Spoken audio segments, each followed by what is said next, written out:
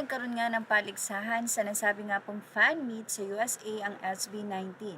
Dahil nagkaroon ng question and answer doon at nakakatuwa nga ang naging tanong ng isa nga pong madam na tinatawag po ng 18 sa nasabi nga pong fan meet na ito na talaga namang sobrang kasiyahan ang hatid nila.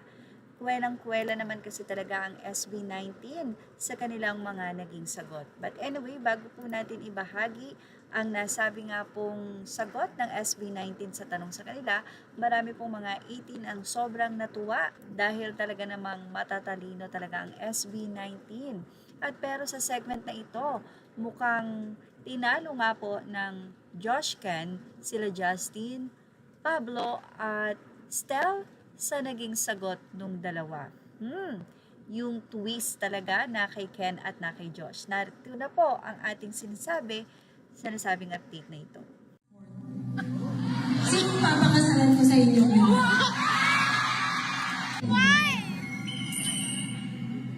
Holy! Okay. Lang? Kami. Holy!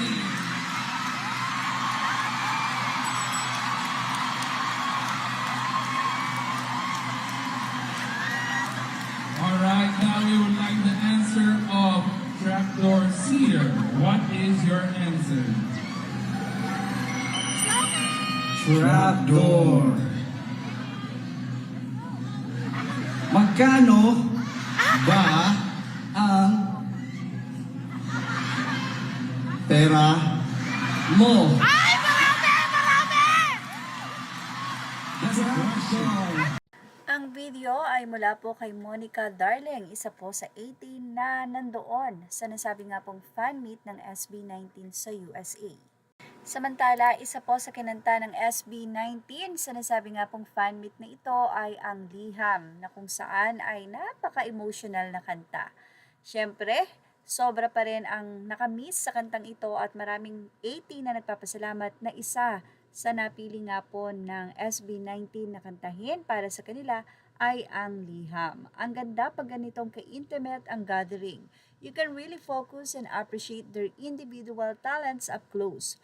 Hope we can have something similar in the next SB19 fan meet back home. Wishful thinking na 250 pa rin ang 18. Grabe, di ba? Well, ano masasay nyo sa ating update na ito? Ang inyo pong komento, opinion ay mahalaga sa amin, kaya naman ilagay lamang ito sa ating comment section. Images are all credit to the rightful owners. Thank you for watching Showbiz Now.